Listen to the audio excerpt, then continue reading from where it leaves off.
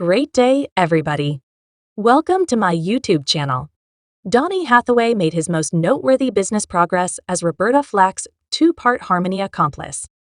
The collection of solo work he left behind demonstrates that he is one of the best soul vocalists that consistently existed.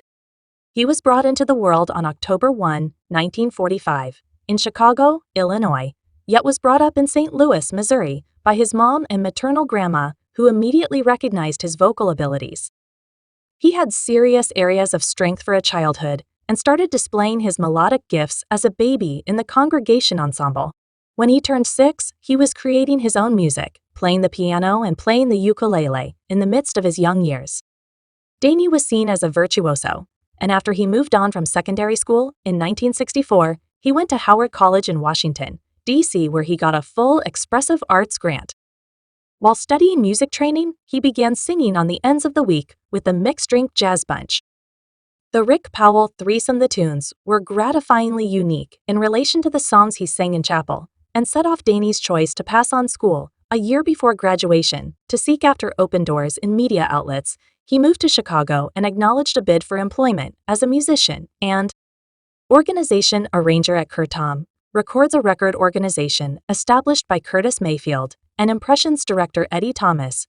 While there, he sang Reinforcement with the Mayfield vocalists and recorded the track I Thank You, a two-part harmony with June Success, delivered in 1969. Inclination progressively restricted under the Curtom name, he endorsed as an independent craftsman with ACO and engraving of Atlantic Records, and delivered his strong presentation single The Ghetto. More singles followed, and in July 1970, he gave his most memorable studio collection, Everything Will Be Everything. Soon thereafter, Donny dropped the creative tune This Christmas.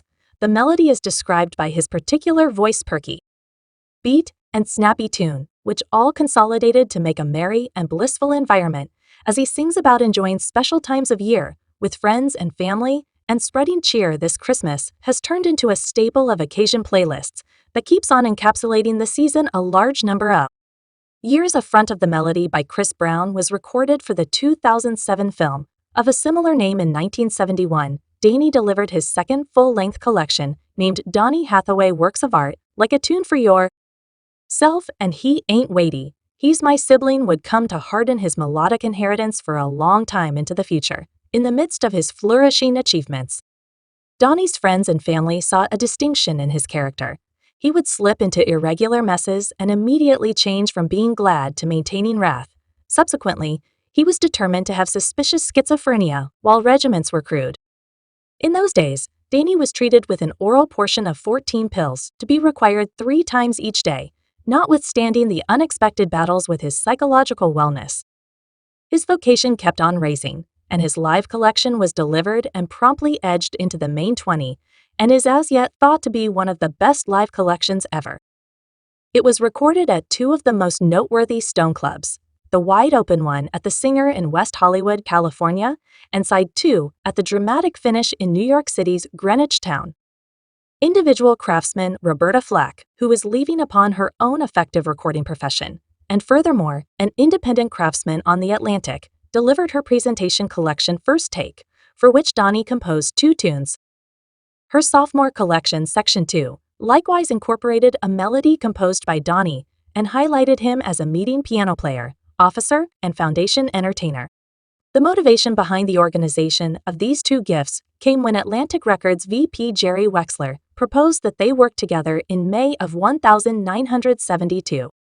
Donny and Roberta delivered their most memorable 2-part harmony collection, named Roberta Flack and Donny Hathaway, which created the 3 hit singles You Have a Companion, I, Who Don't Have Anything, and the delicate, heartfelt song Where Is the Adoration. Beside his work as a vocalist, Donny was recruited by music maker Quincy Jones to compose and play out the first movie soundtrack for the dark, double-dealing film Rebound Charleston Blue. His voice made its TV debut when he was chosen to sing the signature tune for Norman Lear's TV sitcom Maude, the primary side project of the then, at that point, well-known All in the Family. Donny recorded and delivered his last studio collection, Expansions of a Man, in 1973. Melodies like Sometime Will Be Generally Free and I Love You More Than You'll at Any Point Know got spots on both the ERB and pop graphs, however. Not long after the collection's delivery, Donny withdrew from the spotlight as his battles with psychological wellness arrived at new levels and started to influence his capacity to satisfy proficient commitments. He became worn out on taking his drug and persevering through its incidental effects, and now and again, he guaranteed that he was all right to manage without it. Consequently, the time frames unmedicated made the episodes and side effects of his condition deteriorate. He was hospitalized on various events because of visualizations, dreams, sorrow, and extreme tension. He performed, occasionally in little clubs. However, it was only after years, some other time when his fortunes further developed, that he reappeared and began recording tunes again. Roberta Flack's sixth studio collection, named Blue Lights in the Crypt, was delivered in December 1977. It included a two-part harmony with Donny named The Nearer I Get to You. Donny recorded his part of the track from his home in Chicago, and Roberts was kept in New York City. The melody turned into the greatest hit from the collection and impacted a second assortment of two-part harmonies, partaking in his recharged achievement. Donny traveled to New York in January 1979 to deal with the forthcoming collection, albeit direct relations felt that he was not sufficiently beneficial to venture out during what gave off an impression of being a typical recording meeting.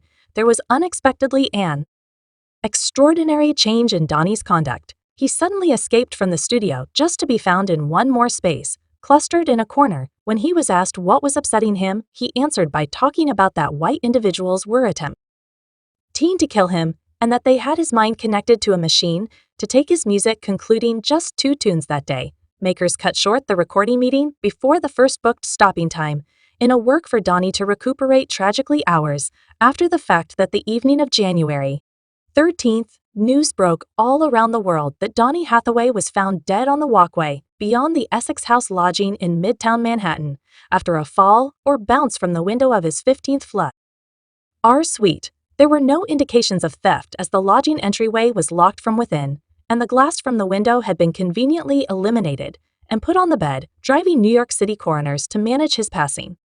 Some loved ones found this end hard to acknowledge despite everything. Accepting Donny's demise might have been a mishap given the realities that he was amidst a lifelong rebound and living on the 17th floor of a skyscraper in Chicago, where he had been excessively partial to levels and known to open windows and sing into the breeze. Vocalist author Donny Hathaway had his melodic roots here at New Jerusalem Baptist Church. At 4 years old, he visited and performed broadly and was announced to be the most youthful gospel artist around. The family wouldn't move Hathaway's memorial service to a bigger church due to the enormous groups expected today. Family companions, and probably the best in the music field, came to express farewell to Hathaway. Grant-winning writer and vocalist Stevie Marvel and Roberta Flack, who shared a Grammy grant with Hathaway in 1973. Reverend Jesse Jackson, head of Activity, lauded Hathaway as a credible virtuoso of our day, and Jackson says he accepts Hathaway might have inadvertently tumbled from his lodging window and didn't end it all as revealed before. With a little solid and cautious, it is impossible that one would go through the planning of constantly leaping far removed. How he passed on, he can't consume our past sibling, how he lived, and what he contributes. His heritage is music because of Donny's less than ideal death. The second 2-part harmony collection transformed into Roberta Flack's 10th studio collection with Donny as a visitor. Roberta Flack, highlighting Donny Hathaway, was delivered in 1980 and incorporated the 2 finished 2-part harmonies, You Are My Paradise and Back Together Again, becoming moment post-mortem hits. A recognition for Donny sung to the subject of his momentous single This Christmas with a dialed-back notch that caught both the pity of his passing and the greatness of his achievements, was delivered by the Murmurs, named A Melody for Donny. Despite the fact that Donny Hathaway was just 33 years of age at the hour of his demise, he turned into an extraordinarily skilled performer who made an unfading imprint on the music business during his brief but effective profession. He was a talented lyricist, maker, officer, and piano player, yet it was his profound voice that really separated him. Daniel's voice had an unmistakable quality that could mix profound feelings and audience members, and his capacity to convey the substance of a tune is unrivaled. His story fills in as an update, that even people with uncommon ability and achievement can confront critical difficulties and need help in their fight against sorrow. His commitments to soul and R&B music are endless, and his heritage proceeds to move and impact the ages of performers and fans alike. Thank you for watching this video.